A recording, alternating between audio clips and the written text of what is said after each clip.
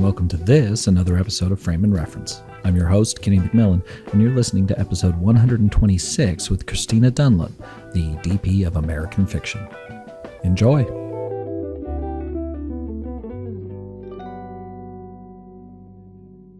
I will say I think, most DPs have a Instagram or whatever. I think you're the first DP I have found your Tumblr. I have a Tumblr. You do. I forgot about that. That thing is still active. Really? Yeah, but so far I haven't posted anything on it in like 2016 8 years, probably 2016. Yeah, okay.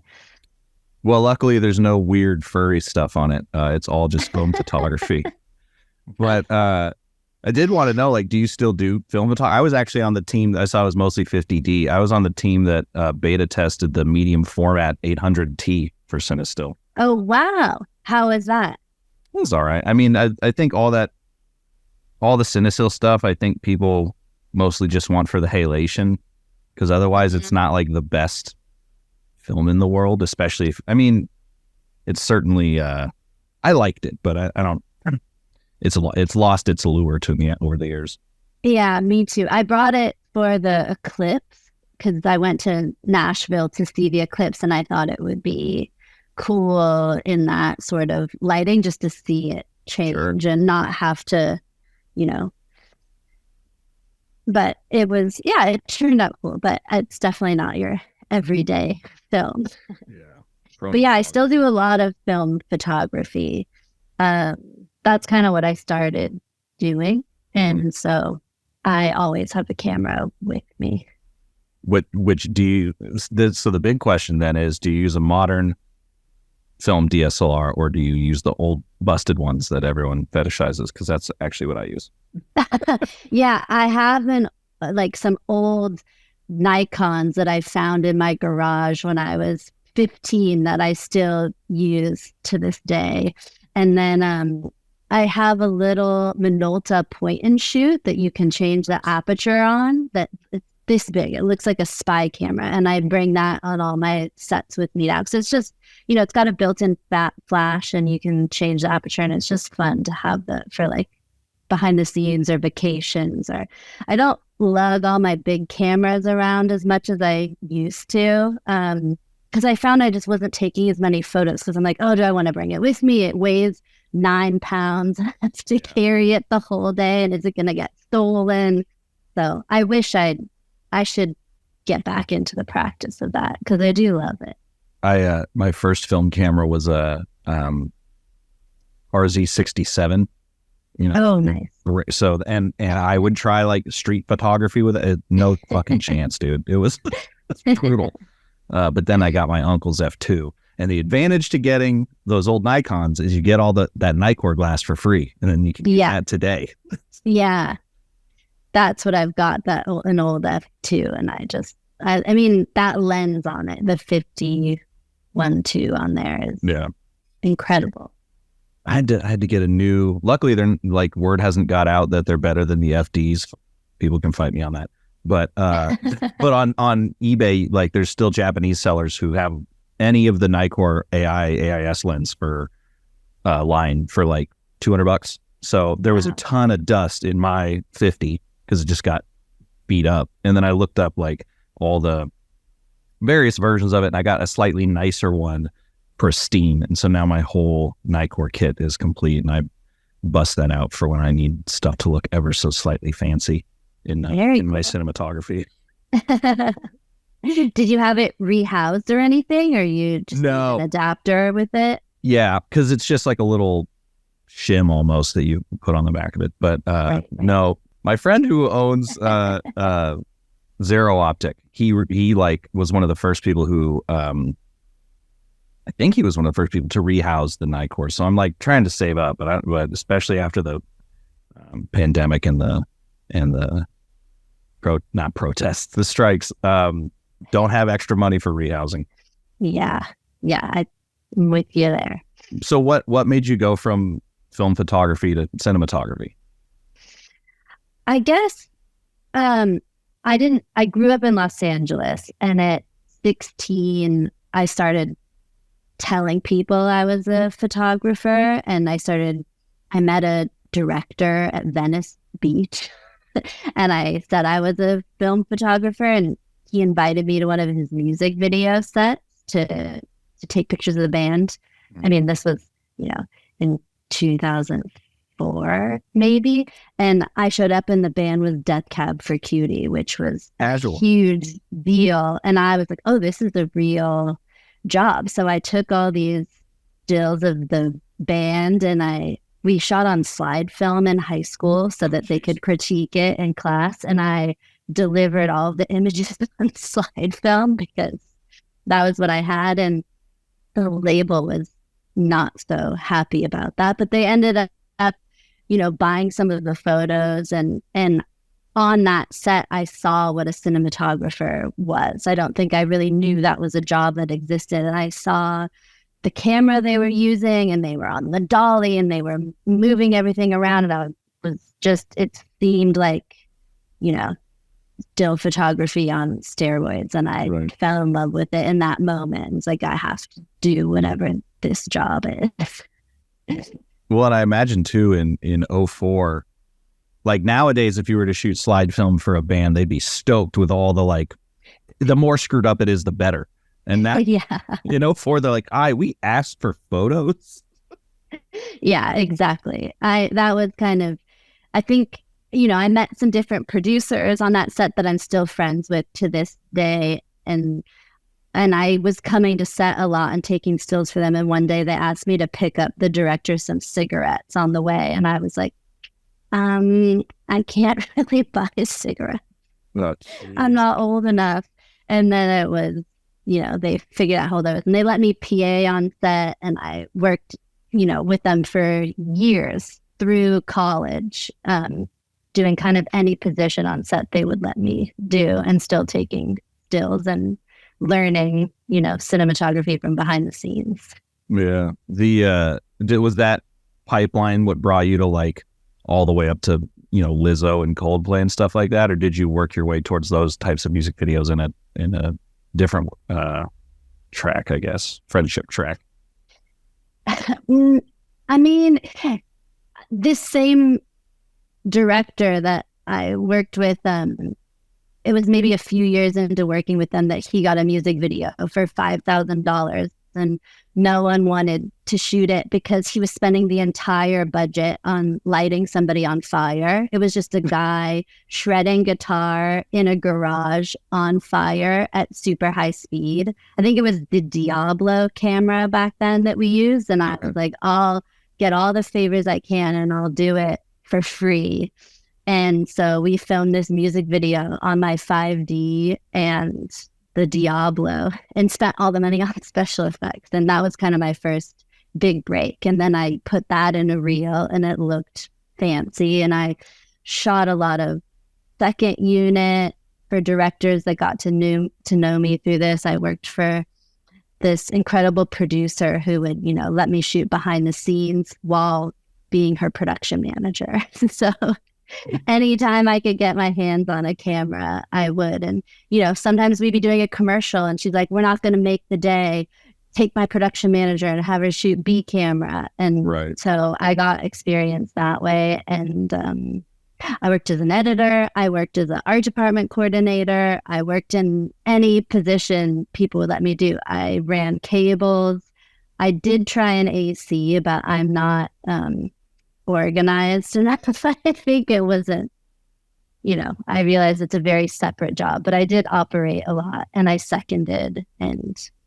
But that makes you a better, I know like a lot of people will suggest that, you should focus on doing one thing like off rip, like, cause you run into the problem if you go to someone's Instagram page and it'll say like director, cinematographer, editor, producer. And you're like, I'm not hiring you for shit. But doing all those jobs, I feel like probably makes you a better DP, right? Because like now you know what you can ask of people, when, you can push people a little more, when to back off, all that kind of stuff.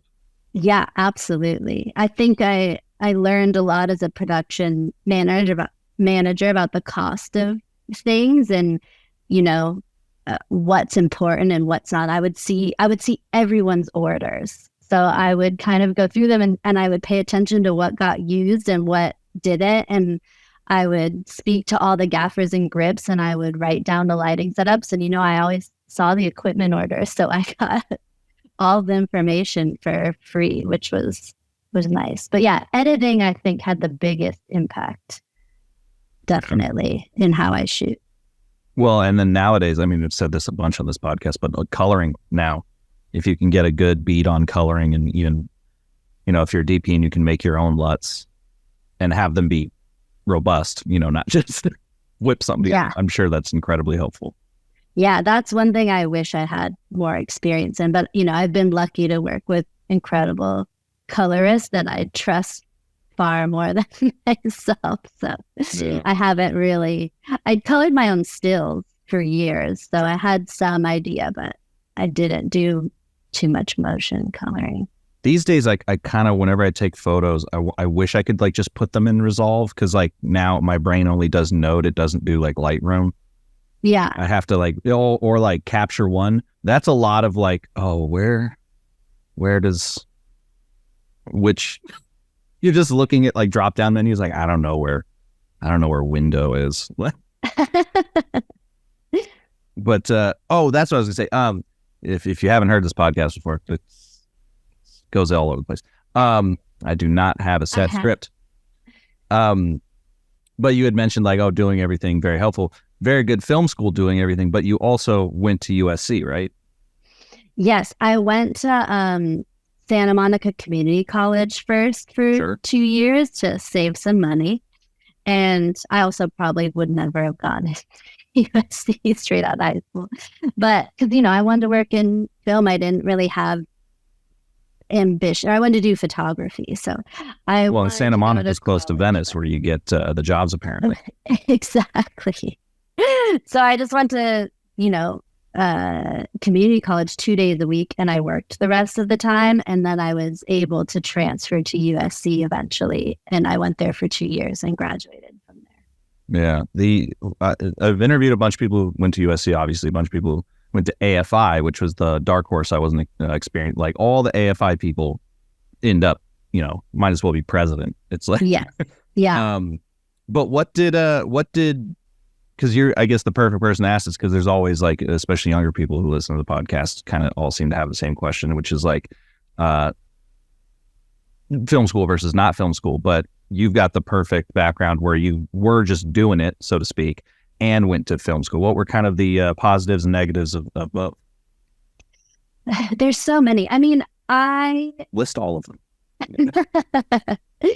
I wanted to go to USC more than, it was just sort of like a benchmark for me. It's if I can accomplish this, then my life will go in a certain direction, which is never true. But that was how I felt at, 18. So getting it, and I didn't even think about going until I had a friend going there, and I went and sat in on one of their classes, and I realized what a cool opportunity it was. And there were some incredible classes sound design and things I never would have learned if I hadn't gone. But to be honest, I transferred the year that George Lucas donated $300 million under the condition they got rid of all their film stuff. So we shot one project on film on 16 millimeter. And then the next year, all the film cameras were gone. All of the film editing bays were gone. And he wanted everything to be done on Sony because that's what he felt the future was. So we learned on the Sony EX1. And by the time I was out of college, it was already obsolete. So in terms of cinematography, I felt I learned way more on set. Yeah. And in terms of film theory and other trades I might not have learned, it was a lot. But I did have a lot of friends at AFI, and I worked on their shorts. And I would say, if you want to be a cinematographer, you're definitely going to get more out of being at a place like AFI, that you can pick what you want to do, because at USC you learn everything, which is great. Right. And, it's just a different approach. And you're in college, which yes, you're in college. That is, yeah. I loved I almost went into primate biology after a class. Oh, no kidding. There, because I was so interested in, yeah. For film school, not so much. If you want to learn primate biology, definitely recommend it. Yeah. I mean, I feel like that's the question that doesn't get asked is, should I go to college, period?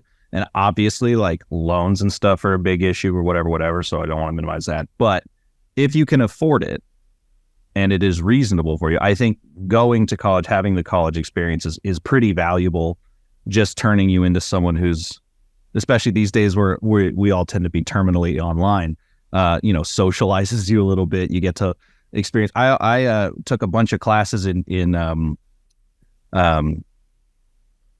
I took forensic anthropology, which was almost private science. Very cool. But habitable worlds, exoplanets. I did a bunch of like NASA stuff basically for like 2 years.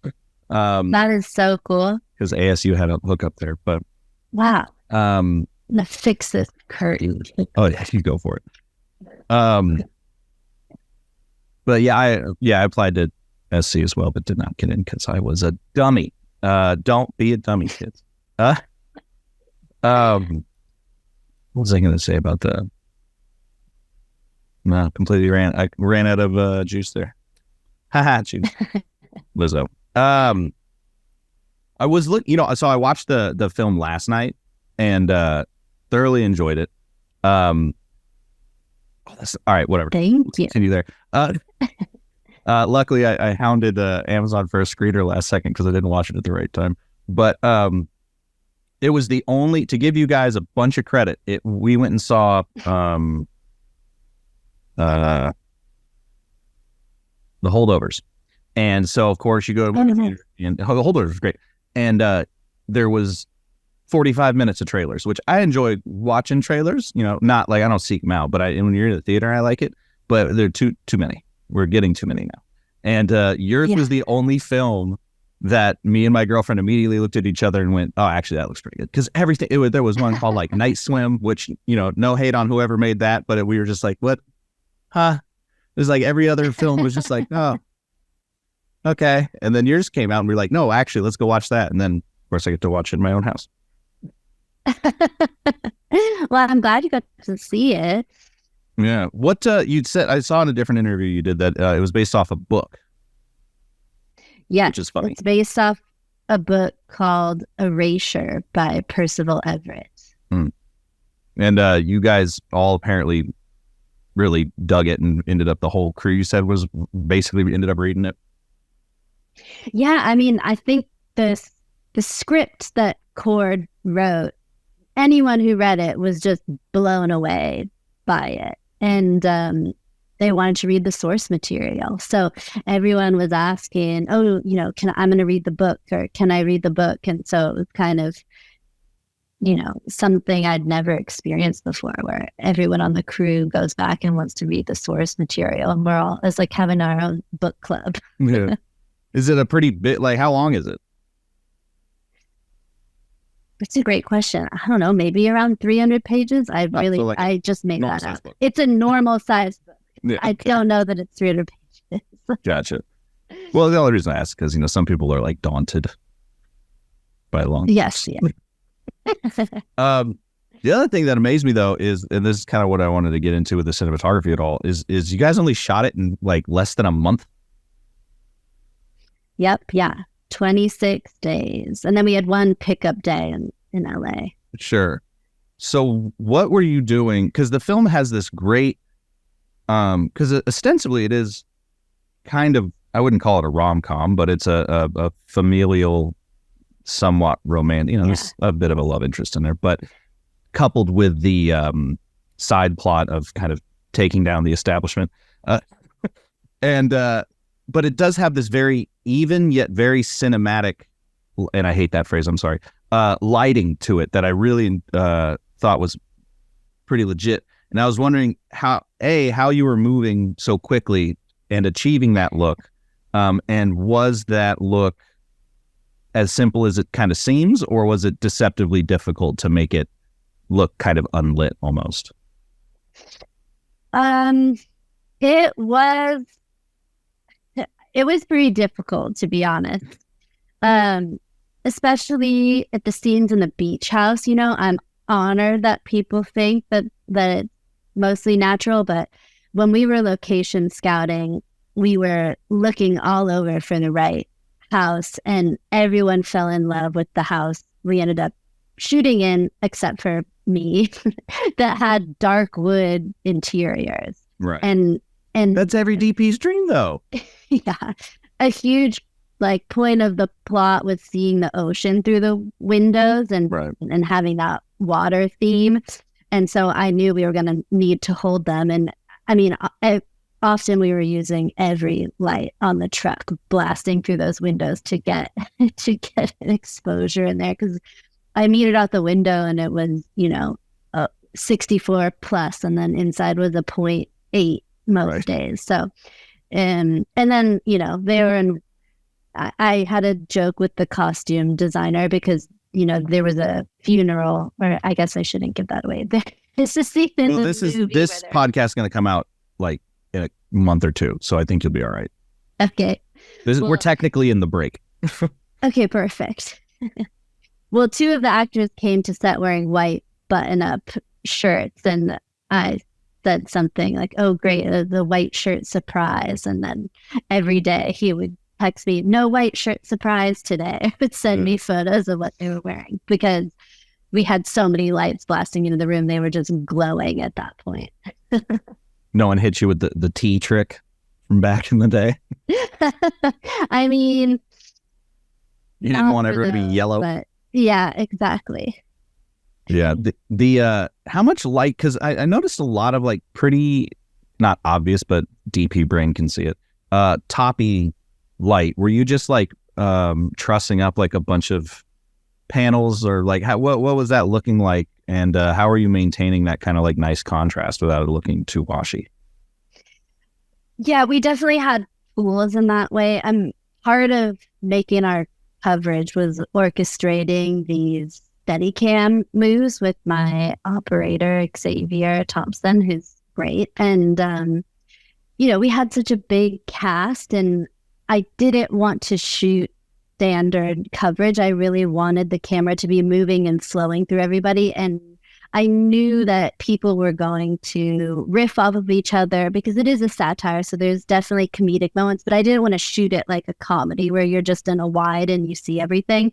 So I really tried to watch the rehearsals, and then we'd have an idea of what we were going to do, but we would tailor it to what ended up coming out in the scene so that the camera was always flowing and moving through people and panning to reveal. Having that sort of flow is really important to us, that it sort of felt almost musical moving through everybody, because there's such a rhythm in the editing, in the acting, and tonally it's such a all over the place movie that I really wanted there to be some consistency until the end, where I really tried to shoot genre specific. That we won't ruin, but just in case. But I also think too the soundtrack really glues everything together in a really nice way. It's a beautiful little kind of very subtle soundtrack. Yeah, that's Laura Cartman. She did an incredible job. And something she said in an interview that I loved was everyone was playing the same theme or had an instrument, but they were never at the same time because the family was never cohesive. And I think you really feel it without knowing it. Yeah. Was everything one camera? We had some 2-camera days, but it was predominantly single camera. Gotcha.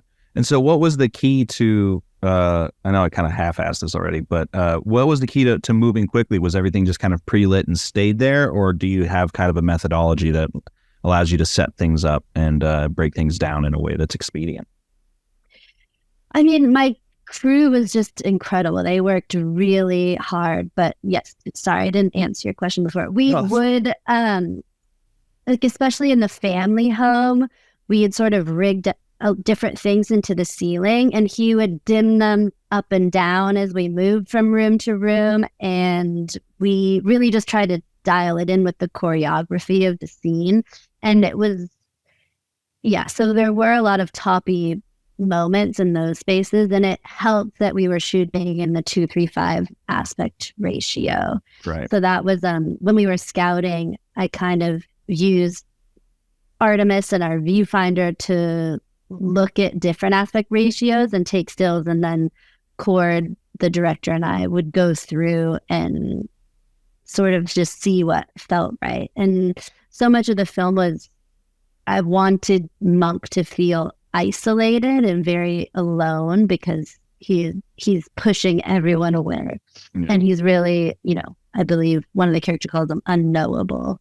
So I wanted you to feel that in the cinematography. So it's often on him and then panning to reveal something else happening over here that's, coming into the throw some chaos into his life. Right. He's very. I love Jeffrey Wright so much, because I was also a huge Westworld fan. So like anytime he pops up, I'm like, yeah, I want to see it now. He's an incredible actor. Yeah. One of my favorite scenes was when he goes to meet Wiley and he decides he's going to become Stag. And I knew I just wanted to give him as much of the length of a room as possible to make it to the table, because I just knew he was going to do something brilliant. Oh yeah, because he enters like way on the side, right? Yeah, I mean, that was just something I picked in the space. I was like, he needs to walk across this whole room before he makes it to the table. So yeah, we started with it was one of our like long zoom shots that was fun to do. Something had occurred to me, again, jumping around a bit, but one, not necessarily the main theme, but certainly one of the larger themes of the film is the idea of an artist not being appreciated for their work and then having to, quote unquote, debase themselves to make a living. And I feel like a lot of filmmakers, especially younger filmmakers, probably do feel that way, where they want to work in the film industry. They want to make, again, heavy air quotes, important movies, and then they're offered shitty music videos, or maybe they don't want to do commercials, which suggesting to everyone listening, commercials are great. But that's how you're going to pay your bills. But, and they don't feel important. Have you ever felt that way? And how did you wrestle with potentially those feelings? Absolutely. I mean, I started young, and it's taken me 20 years to get where I am now. So I've taken all kinds of jobs over the years, and things that some for free, but some for free, a lot for free. And I always tried to not make commercials for like pharmaceutical companies that I felt were selling things that harmed people, or I had my things I didn't want to do. But for a first feature, you kind of gotta take whatever anyone will let you shoot. That's how it works for almost everybody, I think. And then as I had a few under my belt, I always went for story above all else, and making sure it was a message I wanted to put into the world. It was something I could stand behind. And this script was sent to me by a colleague of the director, Cord, and I read it, and it was one of the best scripts I've ever read in my life. And I knew he was interviewing a lot of DPs, and some with, credits that were a lot more impressive than what I had done. And I, wasn't sure I was going to get it, but I think that I was so passionate about the script came through. So right. I think if you're passionate about what you're making, people can feel that, and whether you're faking it or not. Yeah, whether you're gonna phone it in or whether it matters to you. Actually, that's a good question. Is what was that first meeting like with Cord, since you guys didn't know each other initially? Or first series of meetings, I should say. Not like what was it like? Look at him first. Yeah, no, his um, colleague, and she had assisted another director that I had worked for. And I actually met her on set of a music video, and she wasn't working with that person, where she's now working for Cord. And she emailed me, a few years later out of the blue and said, "Hey, I'm working with Cord and he's looking for a DP. And I thought of you and that you guys would get along if you want to meet him." So she actually set up a lunch for us. And I went and met him for lunch, and we talked about the script, and we just got along. And I had a lot of ideas, and he just, liked what I had to say. I guess. Seems to have worked out. Yeah, it did work out. Because that is the one thing too. Cause I did hear you say that in a different interview, that you had a ton of ideas that he seemed to gel with. I was talking to Bob Richardson a couple weeks ago, and he was saying, was it him? I think it was him who was saying that he went up to Scorsese for the first thing they did, and he had this whole book of ideas that he had, and it was their first meeting, and he was like, "This is great. I'm so glad you made this. I'm never gonna fucking look at this thing." And it's like, "Oh, okay, so I don't have the job. Got it. Bye bye." And then obviously you did, but yeah, you gotta. I guess you gotta feel out your director a bit. Yes, yeah, I did hear that interview. It's a great. Oh, I guess it did just come in. Yeah, they all kind of blur together. Yeah, you do. You have to feel it out. I've worked with directors that are, it's kind of hard in that initial interview because you want to say enough to show that you have a vision, but you don't want to overwhelm them or say the wrong thing. So I always try, I make a lookbook full of ideas, and I try to talk through it and gauge what they're going to respond to. I mean, not that I would change my ideas, but it is in collaboration, and you can't come set in your ways and not willing to hear what they have to say. But, it was Cord's first directing experience. So he was really open to things. And wait, really? Yeah. Oh, good job, bud. Yeah, he's a screenwriter, so he's been on sets, and he won an Emmy for his writing before. So he's very talented, but he was very open to collaborating visually and sort of, learning what we like together. I did. Now I remembered. The two things I forgot to ask was jumping way back. But speaking of the look, what was the lighting package and the lens? Because were you guys shooting anamorphic, or were you just cropping for that format? I shot on the Tribe 7 black wings, and I cropped for, very nice. I cropped for anamorphic because, one, we were shooting LF, and definitely couldn't have afforded anamorphic lenses had I wanted them, which I didn't, because I feel like anamorphic is just so you're watching a movie, right? And I wanted it to feel a little more approachable, and for people to forget and lose themselves in the story. And it felt that spherical was just going to work better for that. But all of the locations. And close focus. That definitely was better on the spherical as well. And then the locations, there's so many people in any given scene, and I didn't want to be looking at the ceiling all the time. And right. I felt it helped to isolate Monk and helped us to get that interesting choreography that we were looking for. The main character's named Thelonious Monk, so we wanted there to be this jazziness to the camera and flowing and movement, and you think you're going this way, and then suddenly you turn and you're looking over there, the way the music changes in that way. So that was sort of our thought behind that. But yeah, spherical definitely worked great for us.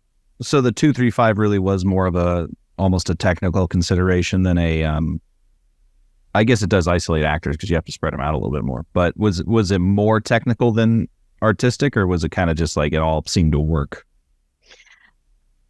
I think it was more artistic than technical, and then technically it just gave us those. Yeah, no, because we had already chosen the lensing and before we started lighting, so it just gave us more room in that end to hide lights. But it was really about being able to stage people in interesting compositions and being able to flow through and not have to be super wide all the time. I didn't want to play it like a comedy where you're always really wide, and that allowed me to include more people in the frame and be closer. Yeah, I mean, you do have some really beautiful, just kind of photographic, I guess, composition. Like there's one where he's standing on this like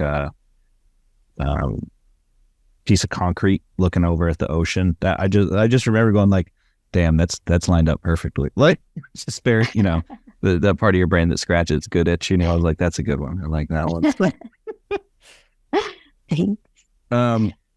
But but to the point of the lighting and having to beat out the sun and stuff, were you not able to like ND the windows, or you primarily wanted the light from outside? Yeah, I mean that the roof was almost touching their heads already. There was nowhere for light to come in except from outside, and so we'd ND the window that the camera was looking at, but that only buys you a couple stops, right. So we couldn't get much out of it, and it starts to look weird once you've quadrupled the ND. Yeah. And even one bubble is like, what the hell is going on? Yeah, but we had nets, ND, all of it just wasn't enough. Yeah. Was there anything that you learned while shooting this that was that you're putting into your toolkit going forward? Well, I got to play around a lot more with the CRLS system. I've always liked it and I've gotten to use it a bit, but my gaffer really embraced it and we used them a lot and I loved what they did.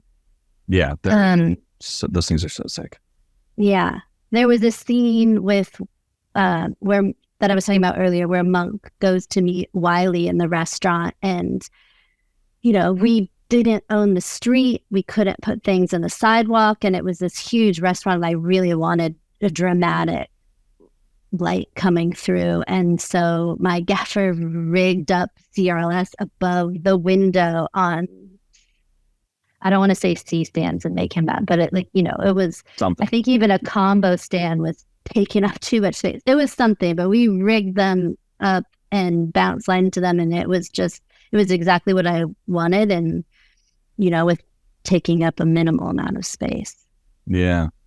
Talk to me about the color grade on it, because I imagine you guys had to lean into the grade a little bit just to kind of lower that contrast down. Cause like I said, it's a very even looking film. It doesn't look flat, but there's great color separation on top of holding highlights really well and really being able to see in the shadows in a nice way while still maintaining a good contrast. Thanks. Yeah. Phil Beckner, the colorist, and I heard in one of your podcasts, you asked if, I think it was Larkin, was like Steve Yedlin about the color grade. So I actually spoke with Steve about that guy's dodging my calls. Because I had never worked with him. And he went into great detail about building LUTs that was over my head. So I knew that Phil was going to be able to do whatever I threw at him after that conversation. So yeah, we built a LUT together that I used on set. And then my DIT Maddie, she was able to, dial it in each day, depending on what location we were in to work for us. And then we didn't change it dramatically in the color grade. We just, did have to dial out some contrast at times, definitely. Right. Or power windows. Yeah. We didn't have so many power windows. The hardest thing was Jeffrey's glasses. And yeah. Damn, that's always the worst too. And what's funny is people's eyeball, I'm sure you do this, like anytime there's a close-up, you're just staring at their eyeballs to see where the lights are. Yep. But glasses, the second you see it on that, you're like, no, that's got to stop. Like, yeah, the magic trick is exposed. Yeah, pretty quick. Wait, so were you having to go and VFX those out, or were you able to do that in the grade?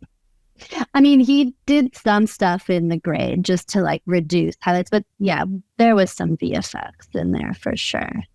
Was there any other VFX besides towards the end there during the award ceremony? That was real. No,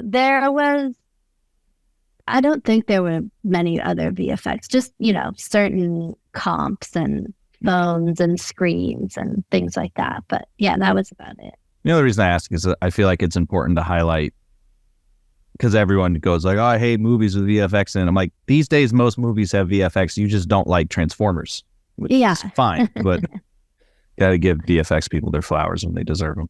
Yeah.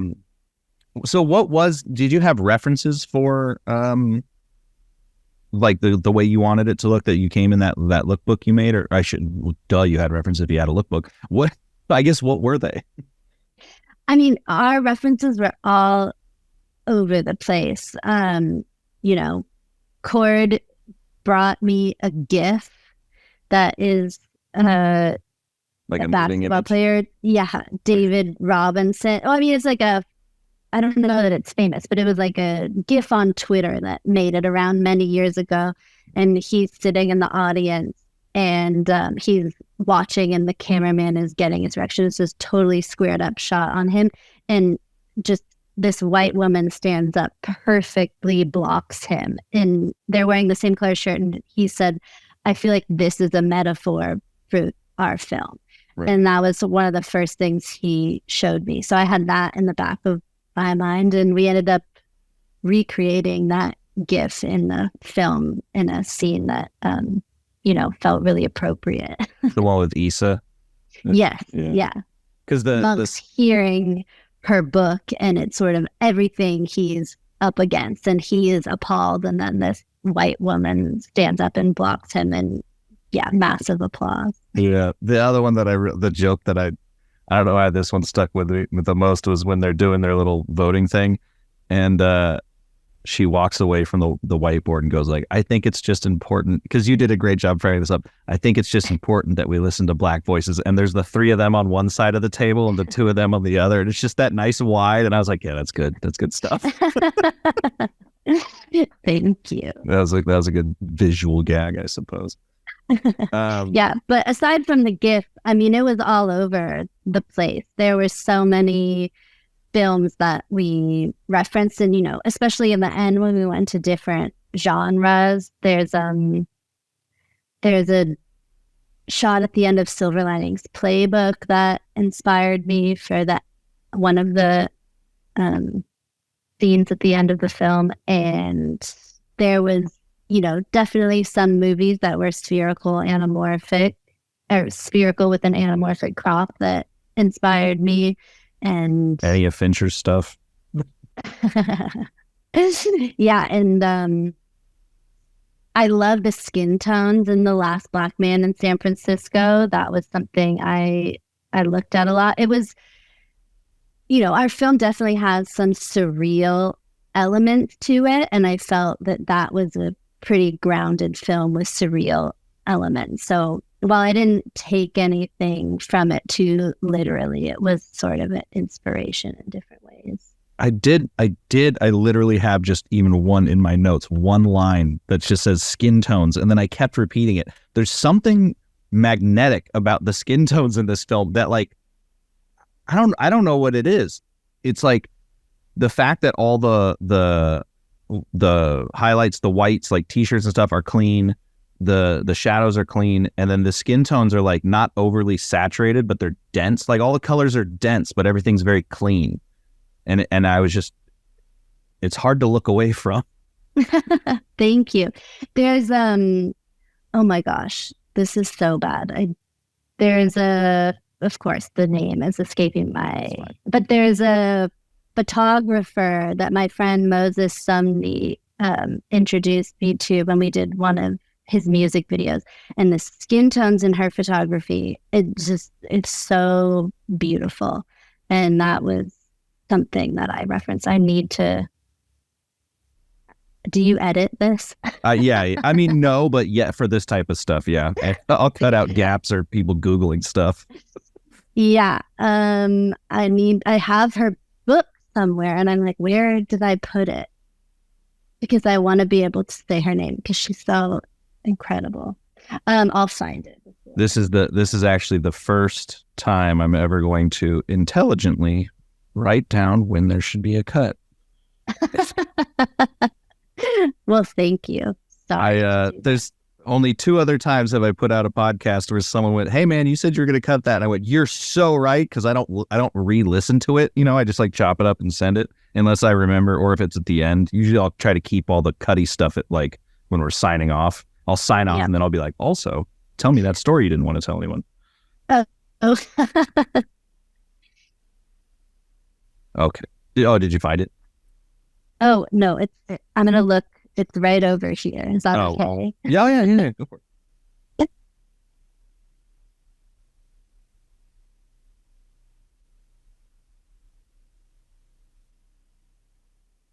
Deanna Lawson. Oh, okay. I'll have to write that down too. So were you doing anything as you were shooting to kind of get that look, or was that all kind of more in the grade? It was both. I mean, we had a lot that we built in the beginning that we were working with, and then I tried to leave contrast as best as possible. And there were a lot of bounces and separating people from the background specifically, and trying to go, a little broader with the lighting. And then I love to use a polarizer so I can dial in where the highlight is on someone's face.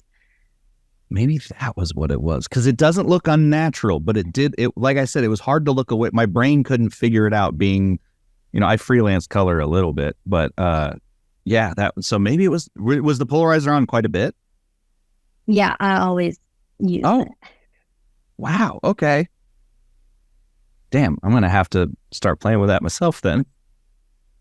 Yeah, it's fun. You can shift the highlight around on someone's face. Do you have a polarizer that you recommend? Because I know the one that I have is shit, and it has a terrible color cast to it. I mean, they do have a little bit of a color cast, and it adds a stop, sometimes a little more, sometimes a little less. But I just use a Tiffin Rotopola. Oh, okay. It was good. And I do dial out a little bit of the green and the LUT just so that's not there. But that's sort of my favorite. That's fascinating, because I used, that's a conversation. We'll have to have that conversation over beer, because I got to think about that one for a little bit. Because I've used polarizers before, but I always got mad at them because they weren't doing. I always thought they affected skin tones in a way that I didn't like. But if I just watched that whole movie and I did like it, so now I have to figure out where's the middle ground. I mean, if you're lighting in a specific way, where we would have broader sources, so the skin was picking up that reflection, and then you can dial where that is in the face with spinning the polarizer. So if you want to have something, I mean, it doesn't work perfectly every time. There's times I would pull it out, but that is something that I love to do for skin tone. Yeah, that's awesome. I did, coming from film photography and having, at least one go with 16, did that kind of set the way that you expose images across the board, or did you end up changing your approach because of digital? That's a good question. The camera that I found in my garage, the light meter was broken on it, so I never knew what anything was, and I just, started with Sunny 16 and whittled it down from there and figured out what exposures worked on what film stocks. And I just, it was years and years of experimentation. So I feel like I can look at a room and read pretty well what it's going to be like. And I'll check it with a light meter now and again, but I wouldn't say that it's changed going to digital. I just sort of can look at something and inherently have an idea of the, f-stop difference between the subject and the wall or things like that. Yeah, I'm still a big meter guy. Getting a color meter has really changed my life. Yeah. Being able to just like meter the sun and get the XY coordinates and put them in the back of the light, and then everything looks exactly the same is that's what I tell everyone they need to do. Just don't buy a new camera, buy a color meter. They're about the same price. Yeah, I was gonna say I have gaffers that use them, but I don't personally own one. But that would be really fun to play around with, just walk around and figuring out what things are coming in at. When I tell you, when I first got it, I was able to get like a deal on it too, so I was already very excited. I metered everything. I like outside shade, not quite the shade, direct sunlight 2 hours later, this light bulb, that. I wrote an entire article on Pro Video Coalition just metering household bulbs. So I have like a whole spreadsheet of just like, GE, Philips. You've just done this to me. But now you can't buy real light bulbs anymore. It's so upsetting. I know, but wrote that down. So they were I only metered LED bulbs, except for the only real bulbs you can still buy if you go to like Smart and Final. They have like oven bulbs and utility bulbs where they still have to be tungsten. Okay. So you still can get them, but you can't get them above like, I think 40 watts is probably the strongest one. But I found that the GE sun-filled bulbs in tungsten or daylight are the most accurate and also don't have the blue spike in them. So it's a more natural. Yeah. If you ever need practical bulbs, I highly recommend that. Thank you. GE should pay me for that. Yeah. I did. Literally, this is how I know that's what I wanted to talk about. The night exteriors. Oh, yeah. I assume the night exteriors were not easy. On a beach where you're not near the city, you don't have any ambient light, and you've got to, because it looks incredibly natural, but I guess the real question, did you go balloon or condor?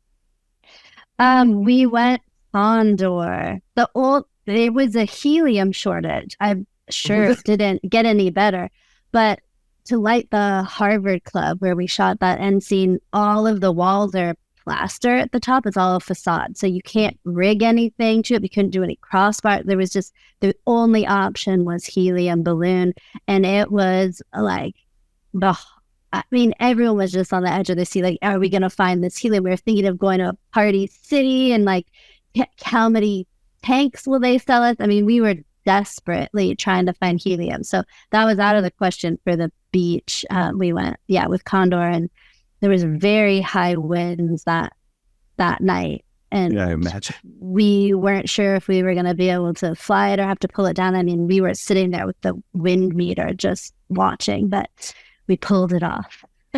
What would have been plan B? Well, we had some like gem balls on a pole and just not going quite as wide, and there was different options for plan B, but it's definitely tighter coverage. Yeah, the gem ball. Yeah, it's surprising how often, especially these days on digital, the key light is literally just like a Titan tube or a bulb on a stick, kind of by the camera. You'd think they'd teach us that in film school, and they didn't. No. Oh, and something else incredible that I had never experienced is in Boston, and I don't know if it was just my gaffer, if this is common practice there, but our gaffer Alec had some friends they were arborists, so they climbed trees like 20, 30 feet high and were hanging gem balls for us up in the trees on nights we couldn't afford or couldn't bring in a condor. That's actually incredible. Yeah, I have some pictures from that blew my mind. But he was like, "Oh, let's get someone to climb the tree," and it worked beautifully. Like the night exterior at the pool and in the yard when they're playing bocce ball, that was all someone who climbed 20 feet up or further and hung us some gem balls. Yeah, the whole, like I said, the whole film just looks I wouldn't be so bold to say naturally lit, but it looks very like, every word I'm going to use is going to sound reductive, and I don't mean it to be, because it still looks incredibly filmic, but then it just looks like it looks effortless, let's say. And thank you. No, no, must not compliment. Are you working on anything right now, or are you just like enjoying the award season? Yeah, I actually had a baby the week this film premiered at Toronto. So I've been doing that and kind of, the award season events, and then hopefully decide what's next in the new year. Yeah. Well, I look forward to seeing what you do, because so far it's all been pretty good. Thank you so much. I appreciate that. Yeah. I'll let you go there too, because I double booked podcast day. But please stay in touch, and whenever you get the next thing going, or you're sick of your baby, come on back and we can keep talking about it. I'll come anytime. Sounds good. All right. Well, enjoy the rest of your day. Take care. Thanks so much. Nice speaking with you. Frame and Reference is an Owlbot production. It's produced and edited by me, Kenny McMillan, and distributed by Pro Video Coalition. If you'd like to support the podcast directly, you can do so by going to frameandrefpod.com and clicking on Buy Me a Coffee. It's always appreciated, and as always, thanks for listening.